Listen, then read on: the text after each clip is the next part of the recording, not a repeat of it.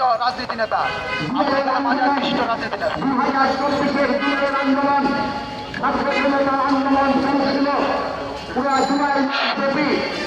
যখনই আমাদের শ্রমজীবী মানুষ ওই ছাত্র জনতার সাথে রাস্তায় নেমেছে, এই তখন নিশ্চিত হয়েছে এমন একটা দিনে আমরা এই পবিত্র দেশ ক্লাবে আমরা একত্রিত হয়েছি।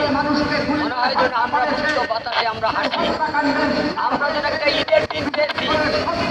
প্রিয় ভাইয়েরা, আজকে এই আমাদের বাংলাদেশের সম্পদ, পৃথিবীর সম্পদ, নোবেল বিজয়ী ডাক্তার ইউনূস সাহেবের গত দিনে যে শপথ বাক্য পড়ানো হয়েছে, বাংলাদেশ রক্ষা করার জন্য, বাংলাদেশের মানবতা প্রতিষ্ঠা করার জন্য, আইনের শাসন প্রতিষ্ঠা করার জন্য এবং সাম্য ন্যায় বিচার প্রতিষ্ঠা করার জন্য যে দায়িত্ব নিয়েছে, আমরা আজকে উনার ভাইয়ের নেতৃত্বে আমরা তাদেরকে এই পরিষদের মাধ্যমে আমরা শুভেচ্ছা এবং স্বাগত জানাচ্ছি।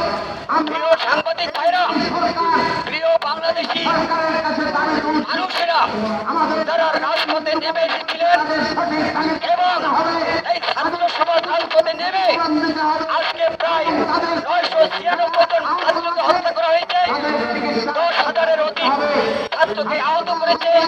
তাদের রক্তের বিনিময়ে আমরা যে স্বাধীনতা পেয়েছি, সেই স্বাধীনতা, সেই রক্তকে কখনো ভিক্ষা দিতে দেবো না ইনশাআল্লাহ। আমরা তাদের রক্তের বিনিময়ে আমরা যে আজকে যে অন্তর্বর্তীকালীন সরকার গঠন করেছে, তাদের মাধ্যমে অনেক দয়া দাবি আছে।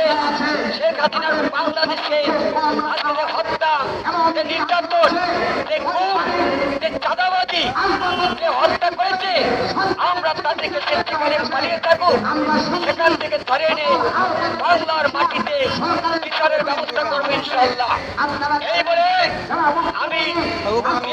আমি আপাতত আমার বক্তৃতা শেষ করলাম। খোদা হাফেজ, ধন্যবাদ।